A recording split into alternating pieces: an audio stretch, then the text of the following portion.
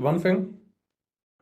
And the other thing which I have been working on this week actually was to revisit the usage of large language models in combination with NARS.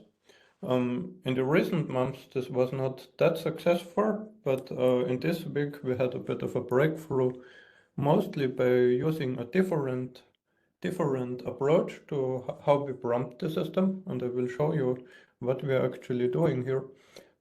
So the idea is we take in some English sentences, and for each of the sentences we prompt the model to give us relationships about this sentence. And let's dive to the prompt right away. So the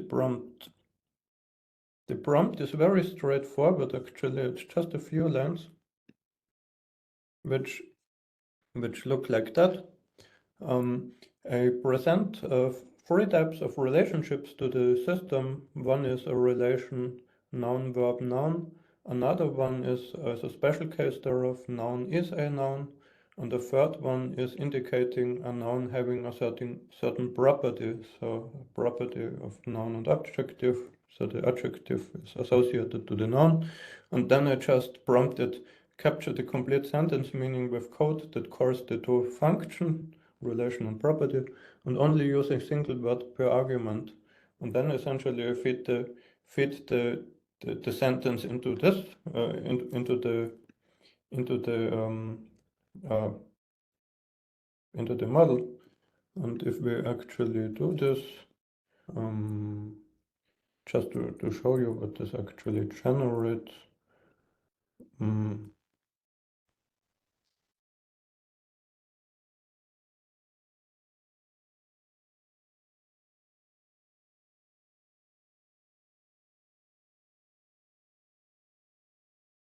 Just to give you an example, so if we copy paste the prompt, if we copy paste it over, and if we add a sentence, could be something like a cat is a smart animal, just as a simple example. And maybe actually we can also use the same model here. So let's choose chat mode and let's use GPT-3 Turbo. So if we submit this, it will essentially create calls to this relationship. For instance, it will say that the cat is an animal. So it will extract this type of relationship, and it will also indicate that the animal is smart. So of course, in this case, it's already questionable encoding, but it's totally fine. But with reasoning, you can also fill in the gaps. So because of the cat is an animal is smart, it will also, NARS will also infer that cat is smart, but we can actually try the same example here by just starting this English Narsese GPT-3 thing, and then piping it into the reasoner, and we also want some color output. So if we take the same sentence we had here, a cat is a small animal.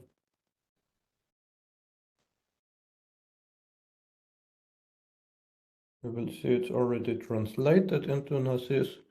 Cat is an animal is small, and it will also have done additional derivations like that the cat is small.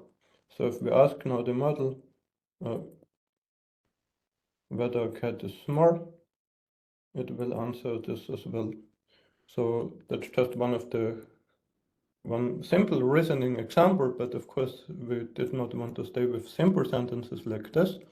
We wanted to see whether it can also deal with more complex sentences, and this is where it gets really interesting. I will show you two representative examples here. One is the cat food example. Essentially, we describe we do a similar thing like here. A cat is just another form of small animal, so similar as the previous sentence, just a bit more complex in formulation. And then also cats usually eat mice, but sometimes they also eat cat food. And of course we can do the same thing here. We can pipe this example into into the reasoner to see what it will actually, what it can actually get here. If we don't want to see the derivations, we can also do this. So you see it generates multiple relationships. The cat is an animal, the cat is more, cats eat mice, cat eat cat food, and some other relationship, which sometimes it adds additional relations, but usually that's not a big of a problem as long as it doesn't invent implausible additional properties. But most of the relationships it covers are fine, and we can also visualize this in a graph.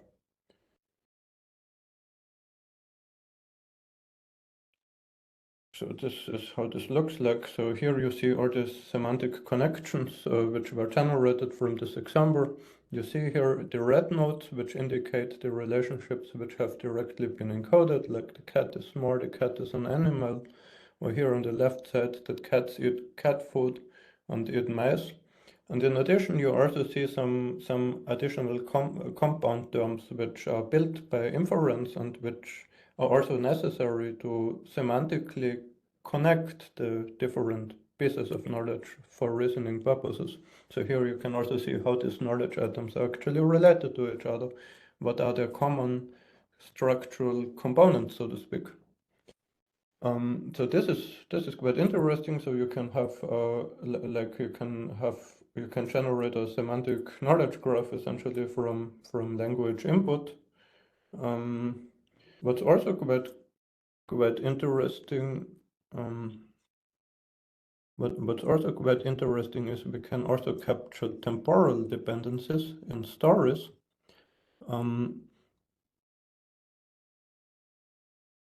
So here I tried a similar thing. But this time we describe multiple events happening after each other. We describe that the deer left the forest as it was searching for food. Then the hunter immediately saw the deer and shot at it, but luckily, happy ending, the deer survived the shot and ran back into the forest. And now what's interesting is, what's interesting to see, can the reasoning system actually model the temporal dependencies which are inherent in the story by letting GPT again encode the different relations in the specific sentences and encoding them as events to be fed into the reasoner, and then the reasoner will do temporal induction to essentially put together the chain of events as they happened in the flow of them. And we can do the same thing here. We can essentially graph this.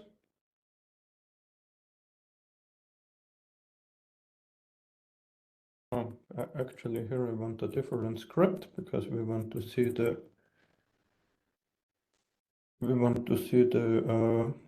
temporal relationships.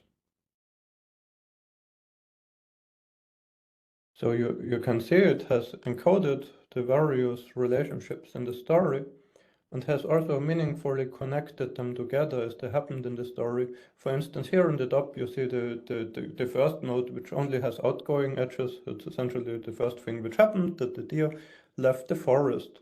And you see there are multiple events which followed from this. Here I do not show the temporal closeness. Hugo has already suggested it would be good to draw this in a timeline, like from left to right, using some kind of topological sorting. I will soon add this. But what we already see here is it has the order of events right. So if here, for instance, here the deer left the forest, here we see that the hunter saw the deer here, and here is another arrow down to the hunter begin shooting at the deer. Here we see the deer run to the forest, and yes, so that completes the story. So it left the forest, the hunter saw it, the hunter shot at it, and then it ran back. So that's just one of the things. We also see some generalized knowledge here, which is also quite interesting. Actually here, I wish it wouldn't have drawn it over the other links, but here you see, if something leaves the forest, then the hunter will see unshoot it.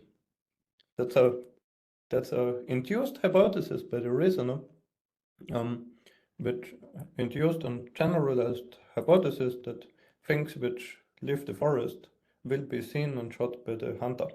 So that's quite neat to see this kind of generalization and this temporal relationships encoding what has actually happened in the story.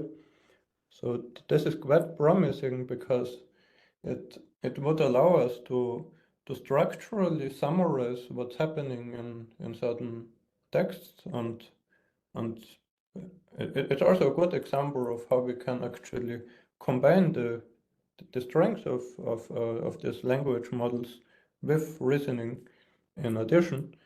And maybe now we can move to a more risky part. I will show you some live demonstration of this. Of course, we cannot guarantee that this will work as well as what I just showed you, because this is still very early work.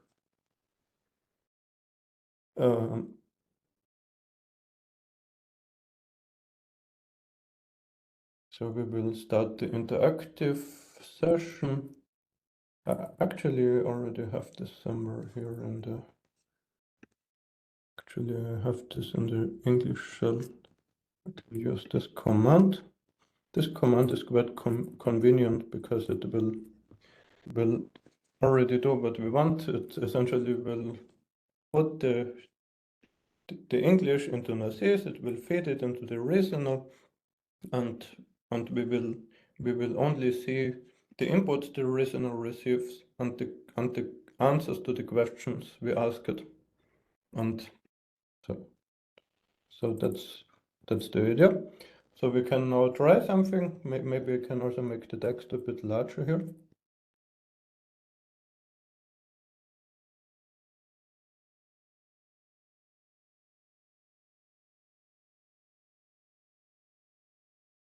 Maybe that's more readable.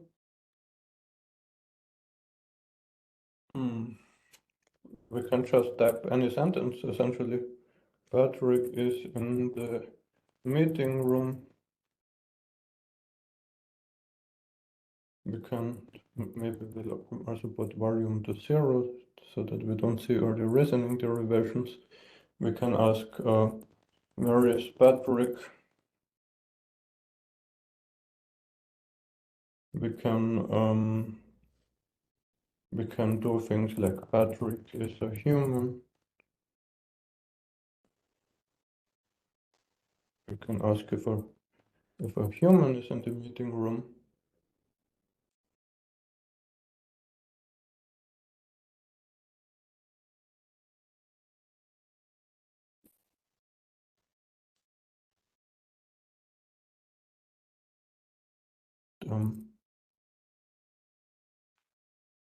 This worked. Sometimes it's needed to ask a question again, but you immediately see when it doesn't answer, you can just reformulate the question a bit differently, and then usually it will answer. So this is some derived information since Patrick is a human, but it's important to note that this knowledge which was now applied is not the generic knowledge of ChatGPT. It's essentially only using the relationships which we have used here. If you ask ChatGPT to work with a new category you describe to it, it will often say it does not know this kind of category and so on. But here you can invent categories. You can, for instance, say a humolo is a yellow fruit. And then you can say fruit 1 is yellow. And you can ask, is fruit 1 humolo? And it will answer. It will essentially apply these categories which you have just described to it. And why does this matter?